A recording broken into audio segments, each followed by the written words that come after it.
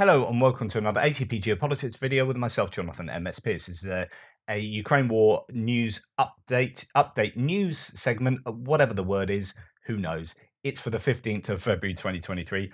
This is the third time I've recorded this. I've just wasted over an hour of my life that I will never get back due to like some technical issues.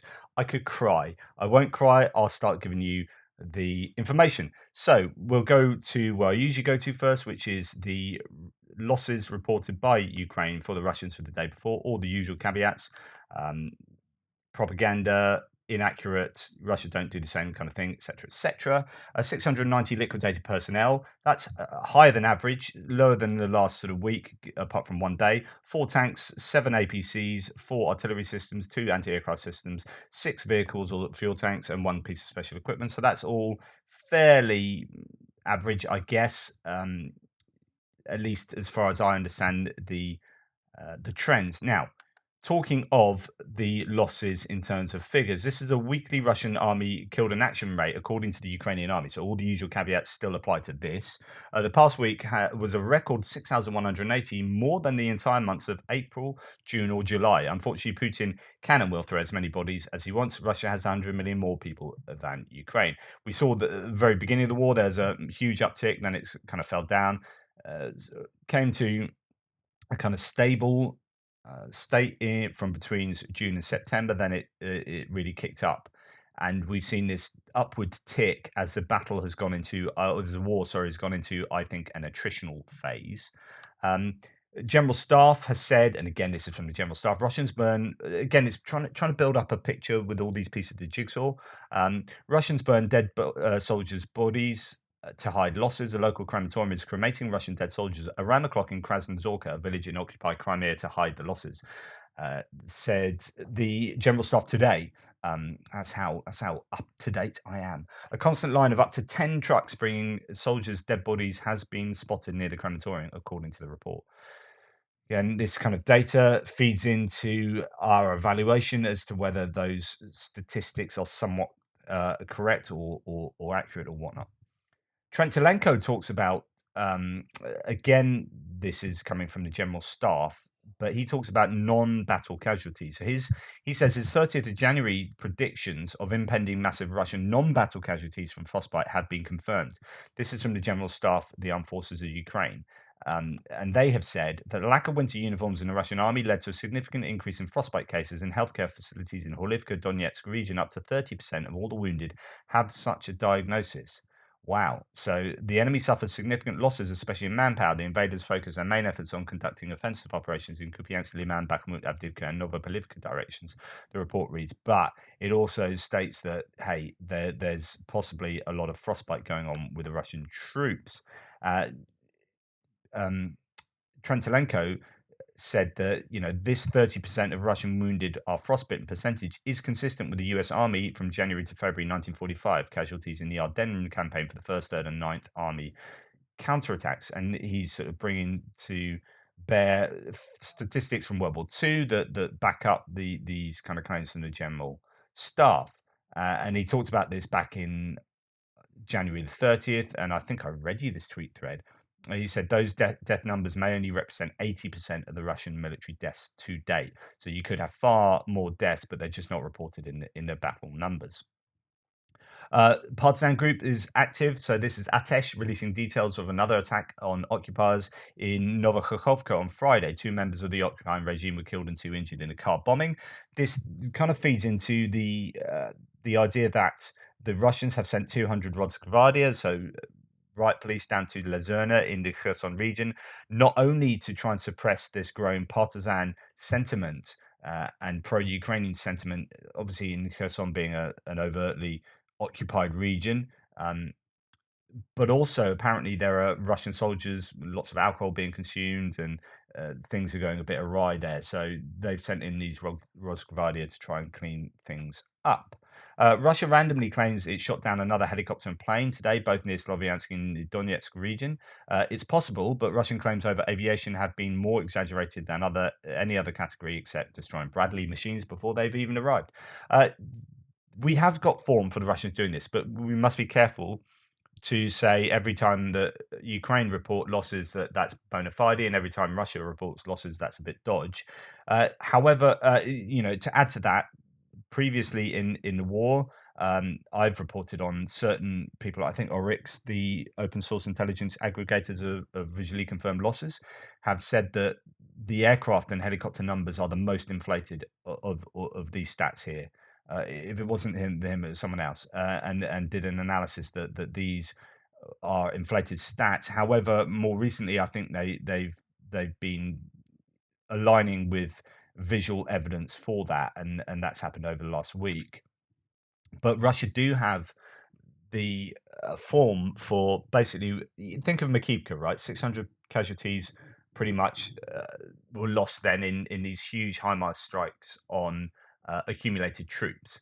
And the next day we had Druzhkivka happening, where yeah, we've taken out the HIMARS that did that. Have you? No. And I did an analysis video on that, saying that as a load of rubbish. And then there were claims that they took out these dormitories housing Russian, Ukrainian troops, and that 600 troops were lost. Oh, that's a very convenient number that looks very much like the 600 that was claimed against you.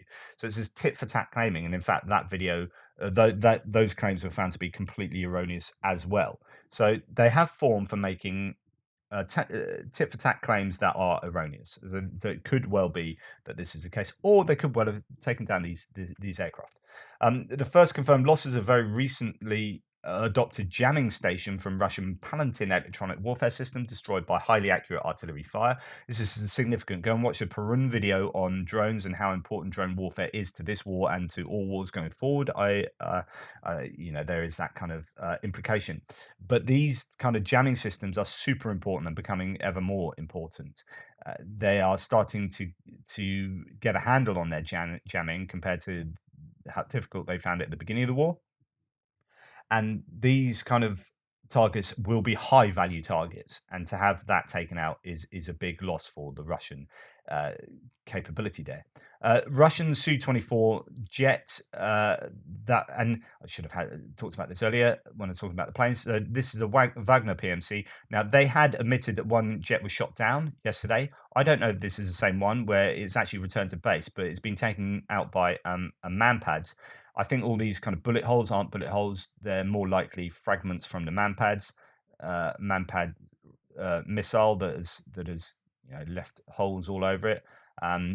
But yeah, managed to get back to base, but it won't be flying anytime soon. So that is again visual confirmation for a Russian aircraft loss. And this is a TOS one thermobaric uh, artillery piece exploding near Vuhledar. It's been taken out, and this is good news for the Ukrainians, who probably this very piece was causing a lot of uh, consternation, a lot of death and destruction around Vuhledar with its thermobaric ordnance. Well, it's been taken out, and it's quite a spectacular explosion. Giving, I'm sure there are many Russian fighters around Vuhledar cheering in watching this, because it's a nasty piece of weaponry, but it explodes quite beautifully. And as we see the ammunition probably cooking off there and causing, yeah, very very bright explosion. And there we go. Just thought I'd show you that. But that is, a meaningful loss for the Russians. Okay, going on, Wagner here. It's been a strange day for Russia, which is in many respects, says Tim White. Wagner Group has spent a lot of time today posting how they won't take Bakhmut anytime soon. While claiming they're not short of personnel, they even published this map highlighting supply routes for Ukraine's army. This is a really useful visual representation of the encirclement of Bakhmut and what is not encircled, and also of the supply routes still operating in and around Bakhmut for the Ukrainians. Now, this one is not; it will not be operational, and in fact, there's a bridge that's been blown up on that one. But yeah, that is that one. And there is now news that the Ukrainians have been pushing back against the Russians here. There's a counterattack southwest of Ivanivska, and yeah, a bit of success for the Ukrainians possibly. I don't know whether that's a sustainable move there. Okay, Russia on fire, another blaze at the end of the day. Always interesting when there's a fire which affects railways. This time, a train repair business burned down in Kolomna, about 110 kilometers south of Moscow. So again, there's been this uptick of Russian fires taking place, but it's even more impactful when it's on somewhere like this that affects railway. We have a next Russian military bomber engineer who worked on the production process of the two 160 bombers, who's fled to the US and is ready to share information with American intelligence in exchange for asylum. Now, we've seen this with some Wagner PMC mercenaries one of them escaped to Norway and then to America and is spilling the beans. However, I don't think you'll hear much of this kind of bean spilling here because this kind of intelligence will take place in the smoky dark rooms at the back of the Pentagon, no doubt. Moving on to intelligence news, this is UK intelligence talking about the Russian domestic military industry. On 9th of February 2023, Deputy Security Council Chairman Dmitry Medvedev called for an increase in Russian tank production while visiting the Omsk transport machine construction plant. This follows several public comments by President Putin urging the defense industry to better support the special military operation. In a televised meeting, it's always worthy of note to pay attention to the little things. I talk about this quite a lot. Here, in a televised meeting on 12th of January 2023, Putin castigated Denis Manturov, the deputy prime minister, with responsibility for the defense industry for, quote, fooling around, one of the president's strongest public outbursts since the invasion. Now, here we've got the president evidently annoyed at something and it's playing on him and he has a little outburst. Really important to note. And I think that probably indicates that the Russian defense industry is not operating at the capacity it needs to support the Russian military machine in a sustainable way. Senior Russian leaders, says the intelligence update, are likely aware that the state's military industrial output is becoming a critical weakness, exacerbated by the strategic and operational miscalculation of invading Ukraine. Super important here, talked about this in the Foreign Affairs article that I've been serializing. So go and check out the extra videos I've done where the Russians were planning for a special military operation and they were just going to switch over the government, job done, 15 days, and we're off. It turned into an accidental war. They ended up being there at war, but they hadn't planned for a war. So they didn't have the military, they didn't do 6 weeks of seed operations, suppression of enemy air defense, like 6 weeks of sort of bombing runs and this from the air. They didn't get their military defense industry to start working at a rate that would be needed to sustain a full-on war. And it's as a result, they're just behind the curve. Production is almost certainly falling short of the Russian MOD's demands to resource the Ukraine campaign and restore its longer-term defense requirements. US intelligence, says Shashank Joshi of The Economist, officials have concluded, however, that retaking the heavily fortified peninsula is beyond the capability of Ukraine's army right now, according to officials familiar with the matter, speaking on the condition of anonymity to discuss sensitive issues. Now, I agree with this. I don't think Ukraine has the capacity or the capability to take Crimea back in military force now. Might do somewhat later, but it needs Kherson first, and it needs Zaporizhia before it does that. And it also needs to hammer Crimea with ATACMS or long-range artillery, long-range ordnance, in order to take out all those critical targets. Without doing that, they don't have the ability to take Crimea, especially when there's a big old front line going on that they have to concentrate on as well. It'd be fine if Crimea is the only thing they needed to think about. They could do that, but they've got the whole front line to think about. They don't have the ability to concentrate on that now, and I fully agree with the US intelligence officials here. Again, if they had the 300-kilometer range missiles and they had plenty of them, then it might be a different matter. But they don't, and so I don't think they have the ability to concentrate on Crimea. They should concentrate on other things first. It needs to be emphasized over and over. The battle line in real terms, says Phillips O'Brien, has barely shifted in meaningful terms since the Ukrainian victory at Kherson. These advances the Russians have made are minuscule, the ground taken of no importance, and the Russians are taking very high losses. France 24 reports General Mark Milley saying the front line is quite stable and the most dynamic movement is taking place in Bakhmut, a battle with, quote, very high casualties, especially on the Russian side. This I would fully agree with as well. I talked about all the villages that the Russians have taken in the last 4 to 5 weeks. They are virtually nothing, really, in the whole scheme of the whole front line. The Russians have made very, very small advances. It's very stable, and we are supposedly in the time of a Russian offensive or a pre-offensive offensive, but it seems remarkably stable. Okay, going back to the defense industry, actually, I probably should have put this first. Arestovich, especially since the third time I said this, you thought I would have learned. Alexei Arestovich, who is the former spokesperson for the Ukrainians, has said that India has halted talks with Russia concerning the purchase of new fighter jets and helicopters. This shows that the world is assessing the performance of Russian weapons on the battlefield. India refusing to buy weapons would be a very major blow to the Russian defense industry. Wow, super, super important. This is massively important. Don't underestimate this. So we've already had problems. India are going to be looking at Russia saying, right, their weapons are rubbish. We've seen them on the battlefield. They're not doing very well. Not only that, but the reports that the T90 export variant is being used on the battlefield. Now, there are two theories that that are kicking about. One, which has come from Indian reportage itself, that those were actually tanks India sent back to be upgraded, and Russia just sent them to the front line. So they basically nicked them off India. Another theory is they're due to be exported to India. Now, if either of those are true, you've got India saying, "Hang on, Russia have got poor form here. We're not going to buy stuff off them in future. They're going to be like this." You've got competitors popping up like South Korea. You've got China starting to get onto the weapons market, so on and so forth. And then they're looking at Western weapons, saying, "Well, these are very good." Then you've got Turkey, you've got France. So I think Russia will not be the second greatest arms exporter after this year. In fact, I'll be fascinated to see the 2022 figures. They're going to suffer, and this is indicative of that situation. Um, then, contrary to what US Defense Secretary Austin stated this morning, some Western intelligence agencies are reporting a noticeable buildup of Russian fixed wing aircraft and helicopters near the border with Ukraine, possibly indicating preparations for an upcoming major offensive. Additional activity has been seen on satellite imagery from some Russian air bases close to the border. However, weather and cloud cover has made observing them somewhat difficult. Now, this is interesting. There has been talk about a buildup of the Russian Air Force around the borders, and you could see an uptick of Russian air activity, given that the ground troops appear to be rather ineffective at the moment. But that could come alongside a higher loss of Russian air force. We are starting to see that last couple of weeks. They have been using more aircraft around, being a bit more risky around Bakhmut, and they've lost quite a few pieces of equipment there. Would you see this again? I mean, I think this could be indicative of, um, I don't know, maybe more desperation in terms of what is not happening on the ground.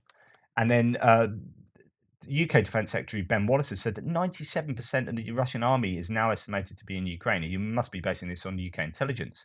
That's massive. That would be those people that we thought are training in Belarus, in southern Russia, or in the Russian oblasts are predominantly in Ukraine. So are we just about to see this offensive like tick up? Are they already part of the offensive? Are they just being fed into a nutritional front line? What's going on there, but that's interesting. 97%, wow. And he says that there are First World War levels of attrition, but that the UK won't be sending fighter jets to Ukraine anytime soon. So let's talk about military aid.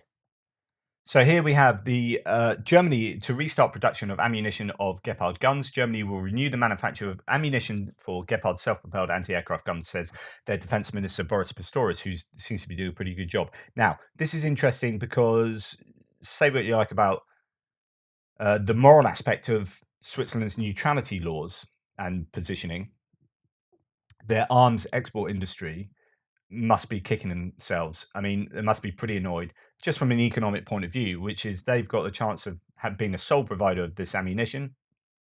They're not allowed to export it themselves, manufacture it to export themselves. They can't let other countries export it and then backfill the other countries.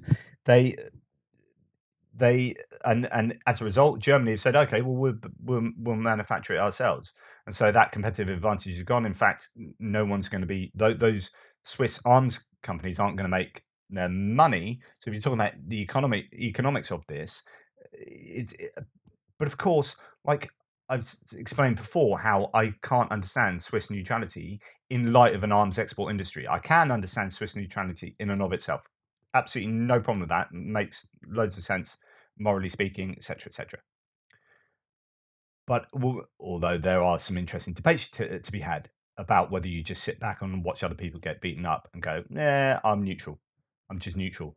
Like if I saw a granny walking down the street and she got beaten up by someone and I could go in and stop that happening, but I sit back and go, "Well, actually, I'm neutral.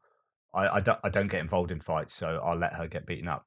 There's an interesting moral dilemma there. However, if you've established that, like politically speaking, then I don't know that how you can have an arms export industry as well. It just becomes really problematic, and then not allow other people to. Yeah. Anyway, won't go down that road again. But this is very interesting development. Spain to train Ukrainian soldiers on Leopard tanks starting this week. 55 Ukrainian soldiers will depart to Spain by the end of the week for training on how to operate Leopard tanks. Spanish Defense Minister Robles said in Brussels yesterday.